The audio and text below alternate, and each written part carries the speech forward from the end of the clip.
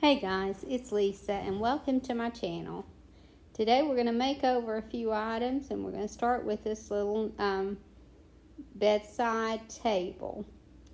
And this is kind of a newer piece, just in that it isn't antique at all. So I'm going to give this a complete makeover. And I'll start by taking these handles off. And as it turns out, the pulls I was going to replace, but then, or at least paint, but then after I finished this piece, I realized that the handles went well with it. And so I ended up not having to replace those. So I started out by taping the inside off because I don't want to paint the inside. I will be painting the inside of the door, but I won't be painting the inside of the cabinet. And then I'm going to give this one coat of a Dixie Belle primer called Boss. This comes in gray and white, and I'm using gray on this one. You could use either one. But I want to give this a primer coat because I'm afraid this stain will bleed into my paint, and I'm going to be painting this a lighter color. So like I said, I give this one coat of the primer, and then it will be ready to paint. Now, I might could have gotten away without this because I didn't sand this at all and upset that finish. So I might could have gotten away without doing it, but I just thought I would be on the safe side. And like I said, I'll just give this one coat and then let it dry. And then I give this 2 coats of the color Buttercream, and that's a Dixie Belle color. So I just give it 2 coats and then let that dry well. And after I let that dry, then I use a top coat on this. A lot of times I'll use a spray matte sealer from Rust-Oleum or Krylon, but I'm just using a Dixie Belle top coat. So I put 2 coats of the color Buttercream, and then I put 1 coat of Dixie Belle's top coat. And I always like to use a matte finish because I don't want to take away from the chalk finish.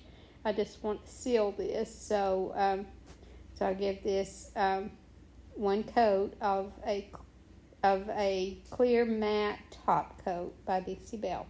And like I said, you could use any top coat you want. You just need to seal this with something. You could even use a clear wax, but I'm not going to use a clear wax on this because I'm going to be putting a transfer on it. So I don't have very good luck trying to put transfers on when I've previously put wax on. And then I'm going to be putting a transfer on the door, and this is a Dixie Belle transfer. I think it's called Magnolia Garden. And so I'm just going to put it on the door. Now, as it turns out, this transfer was a little larger than the flat section of the door, but I wanted to put the whole thing on. So I went ahead and took a chance and tried to make this work in all those grooves and just put the whole thing on. And it wasn't the neatest around the edges. I struggled and didn't get the neat finish that I was hoping for, but I still made it work because once I put this transfer on, in order to hide the mistakes, then I just took my orbital sander and decided to give this a heavy distress. So it distracted from the mistakes that I had made, and I really ended up liking the overall look.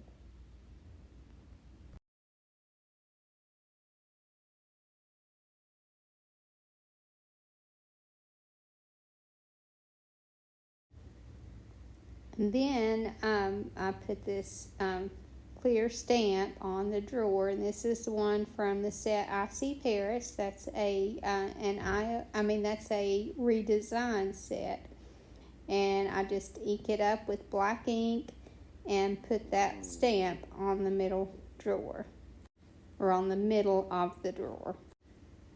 And then I use the stamp from that same set that just had the script on it, and put that on one of the corners on the top, just to add a little interest there. And then, because I like to add scripture to my pieces, then I just stamp some scripture on the side of the drawer. And I just feel like when they open it up, they get that little added surprise. And that's just something that I've done for a while with my furniture. And although I didn't plan on going quite as rustic with this one, I really like the look that I got in the end. And then the next makeover that I'm going to do is a very simple one. And so I thrifted this little tray, and although I love the old look of it, I really do like how dark the finish is here. As you can see, it's got a lot of wearing in the center, and some of the base colors coming through. And so I want to distract from that, but I really don't want to paint this piece because I just really like the vintage look of it. So I'm just using this little screen stencil here, and my idea is to put a kind of a worn stencil on this. And so I'm using the color Buttercream here, and a viewer gave me the idea, and I just thought it was brilliant, to add a little bit of top coat in with your paint if you don't plan on sealing your piece. And since there's no point in sealing this piece because it's the original finish, but I do want this design to be sealed, then I thought that was a really good idea. So that's what I'm doing here, is just adding a little top coat in with my paint before I do the stencil. And I think that will work really well. And I wish I could remember who gave me that idea and give her credit, because I think it was a really good idea. But this is all that I'm doing to this piece. I think this will distract enough from the wear on it, but still keep the original finish that I really like so much. And I felt like this was exactly what it needed. So like I said, that's all that one's going to get. And then the next item is going to be a lamp. And this lamp also has a beautiful old finish. And I first thought about maybe painting that because there's so much detail to bring out. But I decided to leave that original finish. Now the finial did not go with it. So I painted it to match, but if I can find another finial, I'll swap that out, because like I said, I really don't think it goes well. So this lampshade, I think all I'm going to do is add some lace. So I just took some doilies that needed or that had some staining, and I'm just going to place them randomly on this shade, and I just kind of create it as I go, because there's really not any way to plan ahead for this. You just kind of do what you think looks good, and I'll stop when I think it has enough on it. But I'm just hot gluing these in place. So like I said, I just keep adding them until I feel like I have enough. And some of these are stained pretty badly, but I don't mind that, because I'll just cover those areas up either with another doily, or I'm going to be adding some cloth flowers to this. So I'll just cover it up with that, any areas that are too stained. And then I looked up and found a doily that has some staining on it, but it also had a very ruffly edge. And my plan was to cut the doily from the center and then cut this to fit. And as it turned out, once I got that doily cut from the center, I just slipped this over the lampshade just to see how close it was, and it just happened to fit perfectly. And I guess I wouldn't have even had to glue it on if I wasn't selling this, but since I am, obviously it needs to be held in place, so I just glued all the way around, and then that's all that this needed on the bottom here. And like I said, I just feel like I really lucked up on this piece. And then to fill in any of the areas that I feel like are sparse, then I'm just going to take some cloth flowers and that I make, and just glue those on. And because it usually works better if I start with a little piece of cloth or something that I build these flowers on. So instead of doing that, I'm just building it straight on to this lampshade. So wherever I feel like I need one, then I just put it where I would want the center of the flower. I start out with a knot, and then I just take this strip of fabric that I've torn, and this is just a tea towel here. This might be some Ornament Natural. No, I think this is a tea towel. And then I just twist it and glue it around the knot.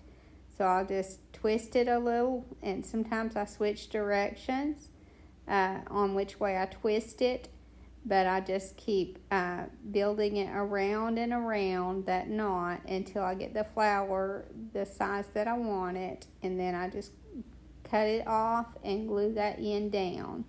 And that's a very, very simple way to make flowers. And I make lots of different flowers, but by far I do this one more than any other because I just use these on everything. I think that they're so quick, and I just really like the look of them. And they're not overpowering, but they're very shabby chic, I think. So like I said, I just add these wherever I feel like I need a little something. And there I'm hiding a stain. So I just use different types of fabric, and I've even torn little strips of a sheer curtain that has a little bit of a design on it, and that makes a good flower also. But I use different shades of white and different types of fabric for different textures, and I just kind of keep adding these until I feel like it's full enough. And it's hard to mess these up because you're kind of going for the shabby look, and if you mess up in one little area, just cover it with something else, and it'll just add to the layers and texture. And like I said, it's just really hard to mess these up. And I think this really went with this lamp. Like I said, the finial, I'm not sure that I'll even keep, so I didn't even bother videoing that. But I do like the look of the lamp. And now here is the part of the video that if you don't want to see Christmas this early, then you can stop here. But I'm going to be making another shabby chic Christmas ornament. So I'm starting with some cardstock here, and this is kind of on the thinner side of cardstock. So I'm gluing a couple of them together, and I'm good with the glue stick in the center, but around these edges, I want to make sure that they stay really well, so I'm using some tacky glue here. And I'm just going to glue these on, glue these together, just so that I can increase the thickness.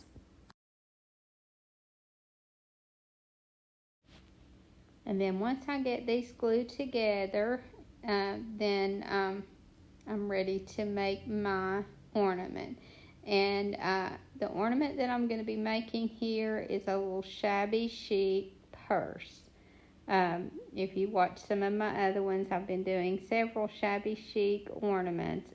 Shabby chic always sells really well for me, so That's what I'm making, and hard to tell it right now, but this is going to be a little shabby chic clutch purse. So now I'm covering both sides of this cardstock, or these 2 layers of cardstock, with some tissue wrap. And you can use anything you want here. You could use some scrapbook paper, or you could even use cloth at this point. But I'm just going to use tissue wrap because I know that it's going to cover well.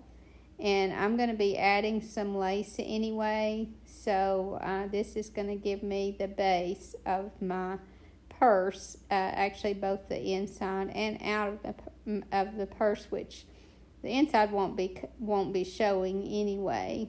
But I still like having it covered. So now I'm just trimming down my paper to fit the cardstock.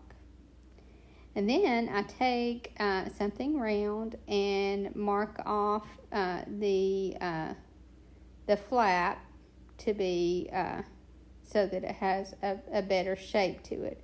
And then at this point I decide that I want to cut the purse down to a little smaller size. So I end up cutting my purse down to a smaller size because this is going to be an ornament. So I didn't want to get too large with this ornament. So I just cut down both sides and cut the size down. And here it is after I've cut the size down. And now I'm taking just a curtain panel and I'm going to cover the outside of this purse. And I'm just going to hot glue that on and cut it to size. I'm not going to worry with folding those edges over because I'm going to be trimming that out anyway. So, like I said, I'm just covering it with this lace. And I probably should have made it on something or glued it on something besides this newspaper because I had to peel a little bit of newspaper off. But anyway, I'm just cutting this to size and then I'll trim it down and then this will be the base of my purse. And like I said, I'm not worrying about getting any finished edges here because I'm going to be trimming most of this out anyway. So there is my purse. And now I'm going to add some lace. And now I'm going to use just a gathered lace around the flap only. And that will kind of dress that up. And then I just cut off the edges. And because I want this to transition a little bit more on the corners, then I just end up gluing some of that underneath, gathering it and gluing some underneath to make the edge look more like a purse, if that makes sense. And then I just take some Dollar Tree lace, the thinner Dollar Tree lace, and just trim out where I feel like I need to trim out my unfinished edges. And that'll just kind of neaten that up a little. And the good thing about this, since I'm adding cloth, with everything that I add, it just kind of sturdies up the purse more and more and makes it look more and more like a purse. So the idea is when it's finished, you won't even notice that there's any paper involved at all in this. It'll just look like a little shabby chic purse. So now that it looks like a purse, then it's time to just start dressing it up.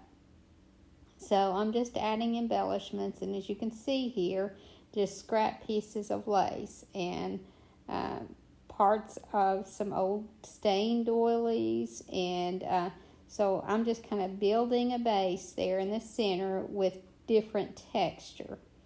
And I just feel like if I'm going to be putting a large button here, and I just feel like it needs some texture behind it. So That's all that I'm doing here, is just adding some layers of texture before I put that button on. And then once I get a few layers of texture, then I just glue that button directly on. And then my purse needs a strap. So I'm just using a piece of lace, and I'm just going to glue that strap underneath the flap so that you don't see the edges of it. And like I said, it's starting to really look like a purse at this point. But I still need more embellishment, and I feel like I still need more layers. So I just kind of keep adding. And like I said, at this point, I'm just adding junk. I don't want to use my good doilies on this. And honestly, the ones that are stained are going to look better anyway, because it'll just make it look older. And so here I'm just taking a really old doily that I feel like has a real vintage look to it. And I'm just kind of placing that underneath the flap and to the side. And so I'll decide how much I want of that to show, and then I'm going to cut a little of this away because I'll just use it on another area, and then I'll glue the rest inside the front flap.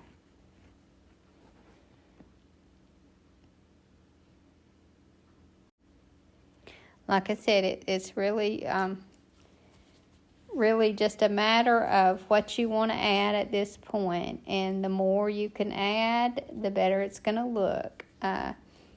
But just try to keep your material down is the main thing, because you've got to decide what you think you can get out of this, and you don't want to put too much money in it. So most of these doilies are ones that I would throw away.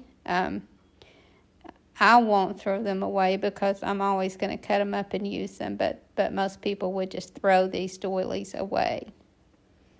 So now I'm just gluing that flap down because I'm not going to need it to be open for anything.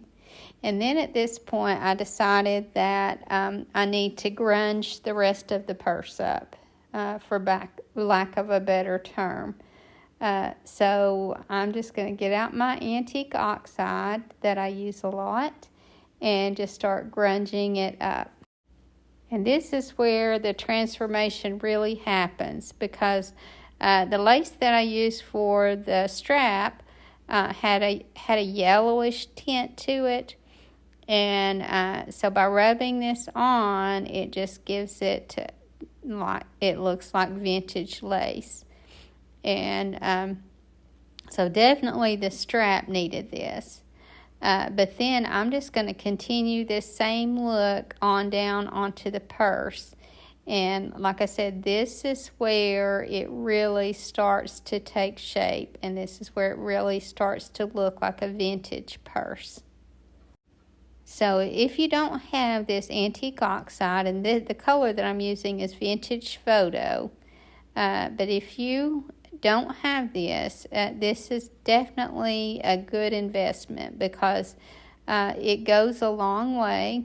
And these little foam pads that you can get from Amazon are very inexpensive also.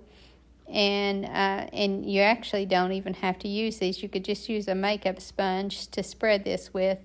But like I said, if you haven't tried this, this would be something that I would purchase early, because you can antique your paper items, but you can even antique cloth. And like I said, this really makes a big difference in this little purse. And you can add as much or as little as you want. But I think that this really helped. And now I'm just going to add a little bit more embellishment to this by gluing some more buttons and a little more lace on. And then this one will be finished. And I don't know about you guys, but I just love Shabby Chic Christmas ornaments. This is not how I do my tree because I have more faith-related items on mine. I guess some of those have a Shabby Chic look to them. But I just really like Shabby Chic Christmas. And the great thing about it is if you're willing to make your items, then you can decorate with very little money because there's so many paper items that you can make for your tree that a lot of them you would never know they were paper at all, but you can make them with practically junk. So I just think that that's a really neat look for a tree. But like I said, also very budget friendly. And it's also a very good way to use up your scraps. So as you can see, I'm just adding little scraps here and there. And you could even use some old jewelry on this one. I didn't on this one, but it would definitely be really pretty with some old jewelry on it. And you could start out with maybe an old food box instead of having to double layer your cardstock. So literally this can be made with trash. And I still plan on fitting some quicker videos in that are just Christmas decor alone. So watch for those, but I'll still continue to do a couple of thrift flips a week. I hope you guys enjoyed this video, and I hope to see you in the next. Thank you so much for watching. Have a great evening, and God bless you and your family.